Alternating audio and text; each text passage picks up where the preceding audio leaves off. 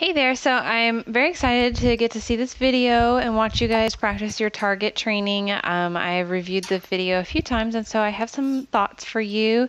First off, excellent idea working in protective contact. That is perfect for the beginning. That's really helpful, especially with horses that are not used to working around food rewards. So that's excellent.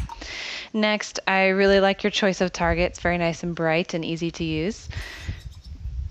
So I noticed, so this must be probably one of your first times doing this with Millie, and she's trying so hard. I see her brain ticking away. She's just ticking, ticking. And I like how you wait for her to make sure that she actually touches the target before you click and reward, and that's excellent because she's kind of trying to figure out whether it's your hand or the target that she's supposed to be touching, and there she touched the target and you gave her the click and reward, and that's perfect. So just wait out that behavior while she's touching your arm, touching your body. Just wait it out and then click and reward. What you might try doing is actually holding the target just a little bit closer to her so she's not having to stretch her head out as far. It might be slightly uncomfortable for her if she's having to stretch too far. There, click reward. You might have been a little bit quicker on that one, but you still did an excellent job, and I thought that was really nice. Right there, excellent job. You'll notice that she's showing a little bit of confusion with her ears slightly back and her expression and searching you, and that is completely normal. That will disappear as you guys work together and are more consistent. There, she got a little bit grumpy for just a second right there. That's okay. She'll figure it out. We want to work on that and make it consistent for her, and it will improve. Make sure when you're giving her her food reward to bring it towards her, away from your body, even as far out as your target was, so she's not having to swing her head back to you.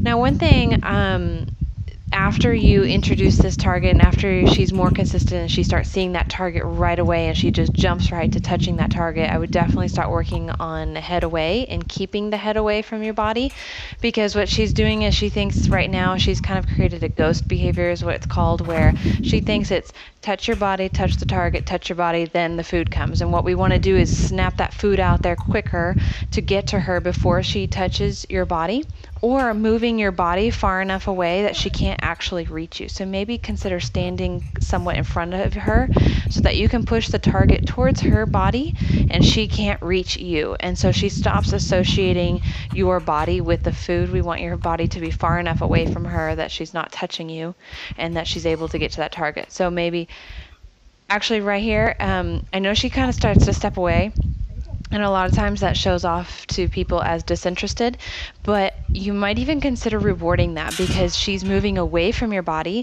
She's not just right on top of you, and if that barrier wasn't there, that's exactly what we would want. We want that stepping away from you, giving you space where she's keeping her head away right there. That was amazing. That was perfect. You might even click a second time.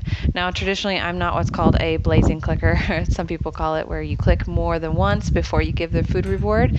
But if the horse happens to offer behavior spontaneously that I like, I will click again if I haven't gotten my treat out all the way. Like right there, her keeping her head away, that's the beginning of that head away behavior, and it's excellent. And we want that. We want to reward that. We want to be on top of that. So right there, she kind of got her face in your body, and you gave her a little bit of a shove with your shoulder, it seemed like, a little bit of a positive punishment, which is, I understand, it's a gut reflex, not a problem. But what we can do to improve that, to help that, is to keep your body further away so she can't actually touch you. So maybe even think about putting that target out in front of your body and standing in front of her, or just slightly more to the left, so that you can reach that target towards her so it's more comfortable for her, while keeping your body further away so she can't even possibly touch you. And you might even consider working with a feed pan in the beginning. I do this with some horses, especially horses that are mouthy or pushy, is where I put the pan on the ground and I ask them to touch the target, and when they do, I give them a food reward into the feed pan. So the food is never coming out of my hand or out of my pocket to them. It's coming from the feed pan, and that really helps some horses to start disconnecting your body from the food. It's not that your body equals food and your hand equals food. We want the targeting, the touching the target, or the head away, or whatever behavior it is further down the road, to be what triggers the food, and the food just kind of magically appears. Sometimes it's out of your hand, sometimes it's out of a feed pan. In the beginning, though, for some horses, maybe like Millie, it might be very useful to work with a feed pan in the beginning. That should help tremendously and help her stop searching your body for that food. And that searching behavior will decrease as you're consistent and as you're patient and as you're rewarding the behaviors you do want to see. It'll take a little bit, especially with horses that have been used to being free-handed food for whatever reason. It takes a little bit of time, but it does go away. I promise you. I promise you if you're consistent, I promise you if you're patient, and if you set her up for success and you set yourself up for success and you're super positive about it, even your physical expression, your body language, we want to be positive about that. I know that sounds silly to some people, but that can really make a huge impact on how the horse perceives training. If you're kind of sour and negative, not saying you were, but if you are this way, if you come to training with a very, all right, I guess we should do this, kind of situation, your horse is going to feed off of that, and your horse is going to feel like this is not a positive situation, that this is not a good experience. But you want it to be like, okay, let's go to work, let's go have fun. And if you can be positive and rewarding and make this exciting for yourself, you can make it exciting and fun for the horse, but also rewarding those nice, calm, relaxed behaviors.